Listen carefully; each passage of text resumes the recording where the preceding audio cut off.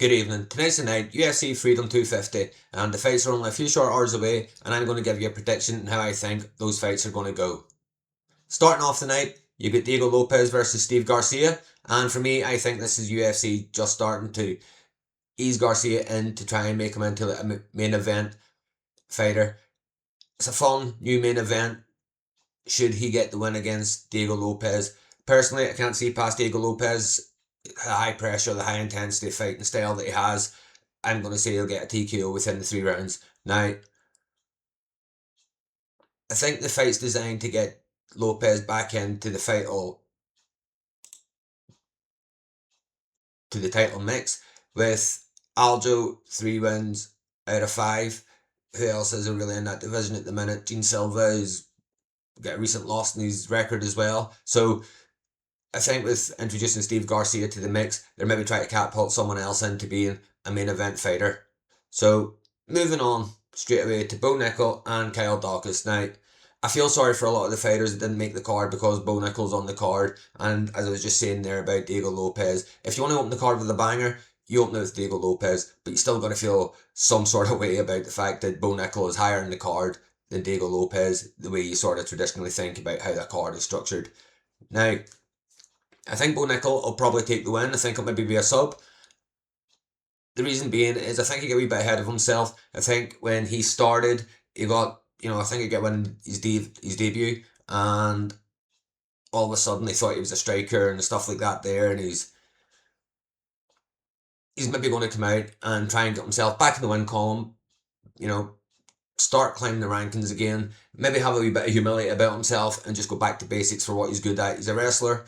Don't come out and try and strike when your fighting style doesn't really suit it.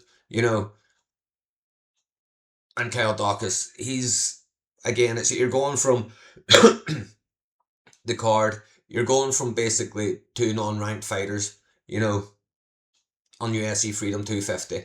I don't know much what to say about Kyle Dawkins. His record isn't great. He doesn't.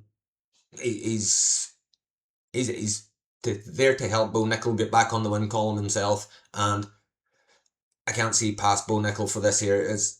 If he comes out, does what he's good at, doesn't believe he's a great striker, and just gets the job done, I think Bo Nickel will do it. Moving on, we've got Mauricio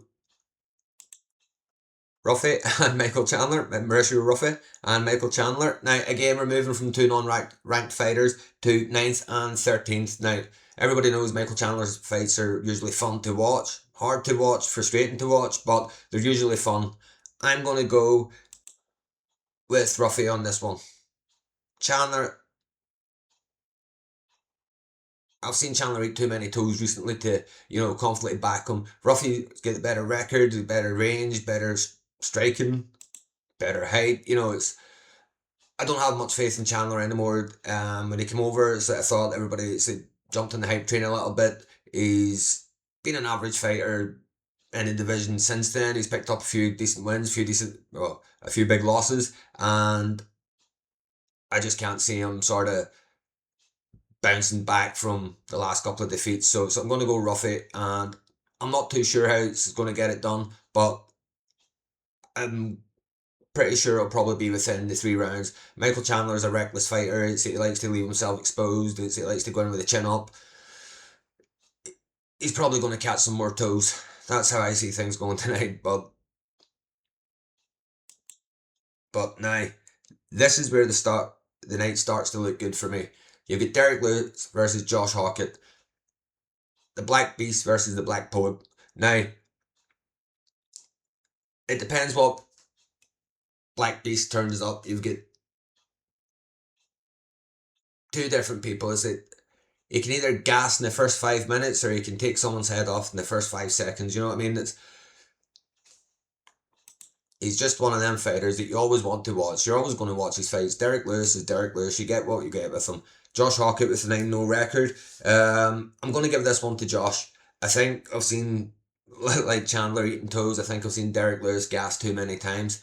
And I'm going to give this one to Josh Hawkett with the, I'll give him the benefit of the record rather than the benefit of the doubt. And I just hope for Josh Hawkett's sake that his fight tonight goes better than his poems go, they're fucking shocking. I don't think he's made me laugh once. And then that brings us on to Sean O'Malley versus Zahabi. Highlight reel knockout, Sean O'Malley. I'm calling it. I'm calling it. I didn't have that written down, but I've just changed my mind. And Zahabi's got a journeyman record. This is another fight that's designed to put Sean O'Malley, a star name, back into the limelight on a big occasion. And to be fair to Sean, he usually delivers. So I'm going to go Sean. Knockout. Highlight reel knockout. Walk off. Not knock off walkout. Not knock off walkout. But will not be disrespectful. And that brings us straight on to the co-main event. Alex Pereira versus Cyril Gane. Now, this is history in the making. Alex Pereira has a chance to become 3-time world champion. Now, will the master of Shaman Magic be able to cope with the pink finger poke of doom? We're going to find out tonight. All joking aside, I can't see past Alex Pereira from this. Cyril Gane, he's failed in all of his previous attempts. It was looking good against Tom Aspinall, but everybody thinks he was doing great against Tom. Tom was touching him too. It wasn't one-sided as people remember and stuff like that there. It's like I think Tom was doing a little bit better in that fight before the multiple stoppages for eye pokes and stuff like that there, and the multiple stoppages that should have been stoppages that were never stoppages. But I think people forget that, so that fight wasn't as one-sided as it looked because of the damage that Tom was showing in his face. I'm going to go Alex. Who would bet against Alex at this point? I think he might struggle to find his range early on, with Cyril Gane just being like a bigger opponent than what he's used to. Cyril Gane's also quite fast for the division as well. I think that's where he might struggle. I think he might go leg kick heavy to begin with. Maybe first 2 or 3 rounds he'll try and stop Cyril Gane advancing with the leg kicks. Other than that, I think he's going to catch him with a big left hand. I think maybe round 3, possibly 4, I think he's going to catch him with the left. He's going to set him all night with the leg kicks because Cyril Gane's movement is obviously nice, fast, on his feet, on his toes, comes in and out, in and out. I think he's going to try and stop that as much as he can. And he's going to let Cyril Gane have to choose his moments, which means he's going to try and counter him with a left when Cyril Gane comes in. I think that's what's going to happen. So if I had to put a round on it, I'd say round 3 knockout, but I can see it being a late knockout from Alex Pereira, a knockout nonetheless. And now it's time for the main event.